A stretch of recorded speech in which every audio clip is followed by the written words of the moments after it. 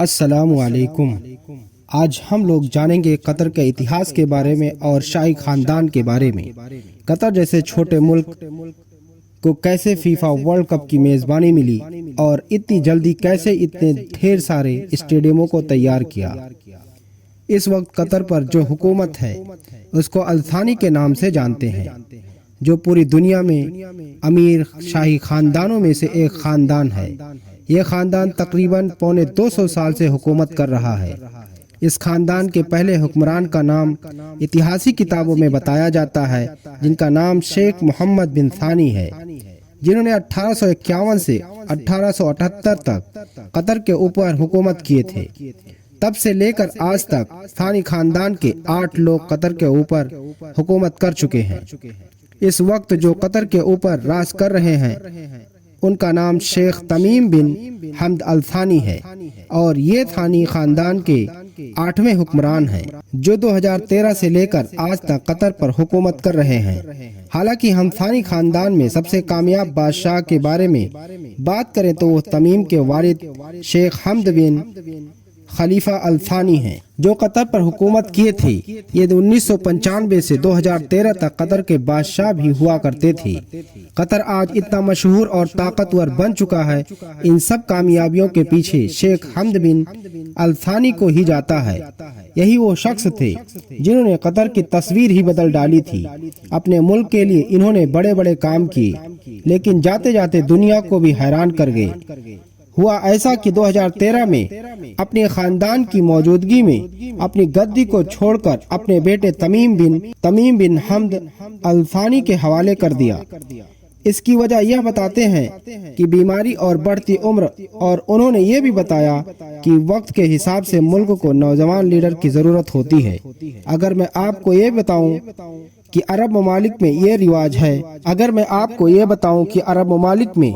رواج ہے کہ اپنی گدی آپ مرتے دم تک نہیں چھوڑ سکتے ہیں، لیکن قطر کے بادشاہ حمد بن خلیفہ الثانی نے اس پرمپرا کو توڑا جو کئی سالوں سے چلا آ رہا تھا۔ انہوں نے اس کی وجہ یہ بتائی کہ ایسا کرنا ضروری ہے، اور وہ اس میں کامیاب بھی ہوئے۔ قطر کو کامیاب بنانے میں جو کسر باقی رہ گئی تھی، اس کسر کو ان کے بیٹے تمیم بن حمد الثانی نے پورا کر دیا۔ ان کی پیدائش 3 جون 1980 کو قطر کی راجدھانی دوحہ میں ہوئی تھی۔ ان کی شروعاتی تعلیم قطر میں ہوئی تھی، لیکن اعلیٰ تعلیم کے لیے انہیں UK بھیج دیا گیا تھا۔ انہوں نے 1998 میں مشہور رائل ملٹری اکیڈمی سے اپنا گریجویشن پورا کیا۔ سن 2013 کو انہیں قطر کے آرمی کا ڈپٹی کمانڈر آف چیف بھی بنایا گیا تھا۔ ان کو فٹ بال کھیلنا بھی بہت پسند ہے۔ سن 2022 کا ورلڈ کپ جو قطر میں ہو رہا ہے، اس کو بھی ممکن بنانے کا اگر کسی کو جاتا ہے تو وہ تمیم حمد بن الثانی کو ہی جاتا ہے۔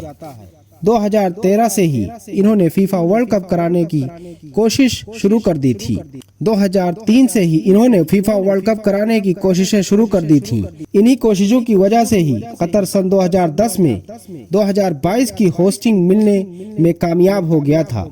ہوسٹنگ ملنے کے بعد ان کے سامنے بہت ذمہ داریاں تھیں، جیسے اسٹیڈیموں کو بنانا، رہنے کا انتظام کرنا، ایسی کئی ذمہ داریاں تھیں۔ ہوسٹنگ ملنے کے بعد ان کے سامنے بہت ذمہ داریاں تھیں، جیسے اسٹیڈیموں کو بنانا، رہنے کا انتظام کروانا، ایسی ذمہ داریاں تھیں۔ یہ سارا کام تقریباً 8 سال کے اندر کروانے میں کامیاب ہوئے۔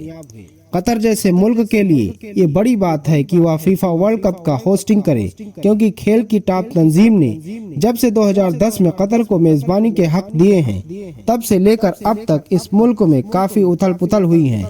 لیکن اہم سوال یہ ہے کہ قطر بنا فٹ بال وراثت کے اتنا بڑا ہوسٹ کیسے کرے گا؟ لیکن اس ملک نے کوئی کسر نہیں چھوڑی، کیونکہ 8 نئے زمانے کے اسٹیڈیموں کو تیار کیا گیا۔ اگر ہماری ویڈیو آپ کو پسند آئی ہو تو لائک کریں، شیئر کریں اور ہمیں سبسکرائب کرنا نہ بھولیں۔